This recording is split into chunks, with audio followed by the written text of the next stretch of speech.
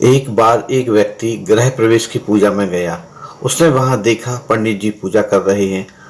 पंडित जी ने सबको हवन में शामिल होने के लिए बुलाया था। सबके सामने हवन सामग्री रख दी गई। पंडित जी मंत्र पढ़ते और कहते स्वाहा।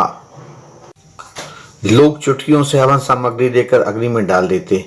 गृह मालिक को स्वाहा कहते ही अग्नि में घी डालने की जिम्मेदारी सौंपी गई। हर व्यक्ति थोड़ी सी हवन सामग्री डालता, इस आशंका में कि कहीं हवन खत्म होने से पहले ही हवन सामग्री खत्म ना हो जाए। गृह मालिक भी बूंद बूंद घी डाल रहे थे। उनके मन में भी डर था कि कहीं हवन समाप्त होने से पहले ही घी खत्म ना हो जाए। मंत्रोच्चार चलता रहा, स्वाहा होता रहा और पूजा पूरी हो गई। सभी के पास बहुत सी हवन सामग्री बची रह गई। घी तो आधा से भी कम उपयोग हुआ था। हवन पूर्ण होने के बाद पंडित जी ने कहा कि आप लोगों के पास जितनी भी सामग्री बची है उसे हवन कुंड में डाल दें। गृह स्वामी से भी पंडित जी ने कहा, आप इस घी को भी हवन कुंड में डाल दें। एक साथ बहुत सी हवन सामग्री हवन कुंड में डाल दी गई। सारा घी भी अग्नि के हवाले कर दिया गया। पूरा घर धुएं से भर गया। वहां बैठना भी मुश्किल हो गया। एक एक कर सभी भक्त कमरे से बाहर निकल गए।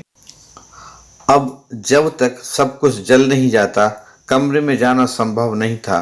सब कुछ सुहा करने के इंतजार में काफी समय तक इंतजार करना पड़ा। उस पूजा में मौजूद हर व्यक्ति जानता था कि जितनी हवन सामग्री उसके पास है उसे हवन कुंड में ही डालना है, पर सबने उसे बचाए रखा कि आखिर में सामग्री काम आएगी या खत्म ना हो जाए। ऐसा ही हम करते हैं, यही हमारी फितरत है। हम अंत के लिए बहुत कुछ बचाए रखते हैं जो हम सभी के अंत में जमीन, जायदाद, बैंक बैलेंस के रूप में यहीं रुक जाता है। जिंदगी की पूजा खत्म हो जाती है और हवन सामग्री भी बची रह जाती है।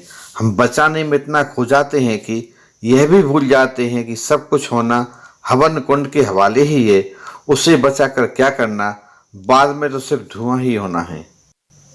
संसार हवन कुंड है, जीवन पूजा। एक दिन सब कुछ हवन कुंड में समाहित होना है। अच्छी पूजा वही है जिसमें हवन सामग्री का सही अनुपात में इस्तेमाल हो, ना सामग्री समय के पहले समाप्त हो और ना बची रह जाए। सपनों के चक्कर में अच्छा जीवन जीना भूल जाना अच्छा नहीं है।